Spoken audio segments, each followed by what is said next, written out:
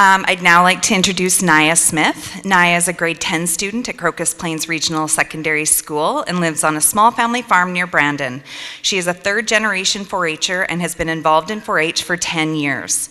Naya has been a member of several 4-H clubs, including poultry, equine, and multi-purpose clubs. In her spare time, she likes to go backcountry camping, ride her horses, and water ski. Naya plans to pursue a career in agriculture. Naya?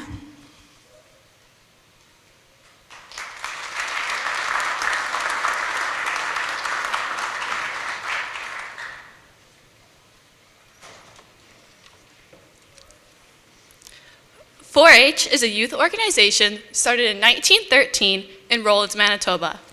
According to 4-H Canada, 4-H is one of the world's largest youth organizations and is over 70 countries worldwide. In 2024, there was 19,057 4-H'ers across Canada, with 62% living on a farm. 4-H offers many opportunities for youth, which I'm going to highlight today. A little bit about myself. I live on a small family farm south of Brandon, and I'm currently in grade 10 at Crocus Plains here in Brandon. I'm a third-generation 4-H'er and have been in 4-H for 10 years. In this time, I've been in a few clubs, including multi-purpose, poultry, and equine clubs. Within these clubs, I've taken many projects, including leadership, woodworking, small animals, equine, poultry, and many more. One of the ways 4-H has helped me is by developing my communication skills.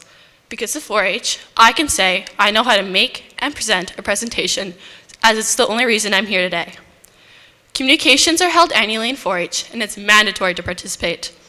I've been lucky to participate in all levels of 4-H communications, including the provincial level. Being involved in all the opportunities 4-H has to offer gives you a chance to network with other 4-H'ers, leaders, and professionals in Manitoba and across Canada. This allows you to meet and learn from others. Last year, I was able to participate in the 4-H Canada Science Fair. I did my project on seed starting in a home hydroponic system. Your project comes from a scientific question you'd like to discover the answer to. There are 3 rounds in the 4-H Science Fair.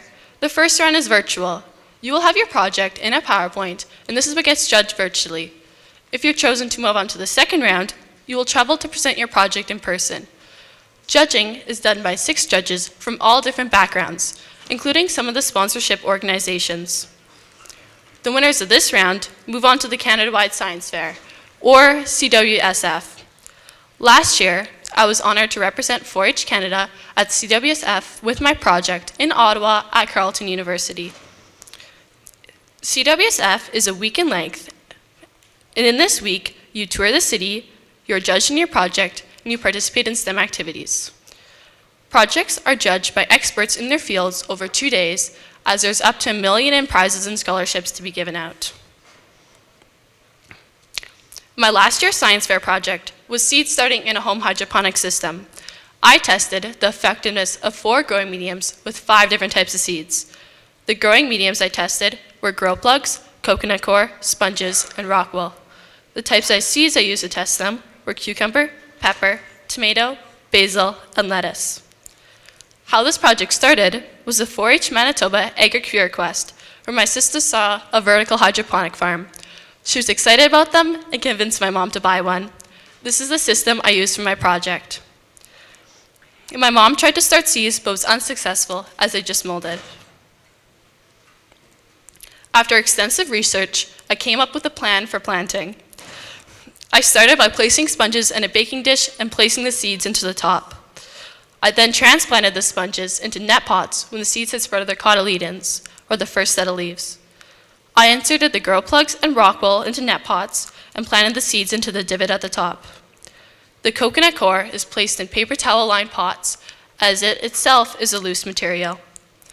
All the net pots are placed into the hydroponic system to sprout.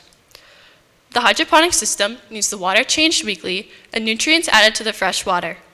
Water flow is set at 15 minutes every hour. A fish tank aerator is placed in the bottom of the water reservoir to oxygenate the water. The seeds were given 2 weeks to emerge for the experiment.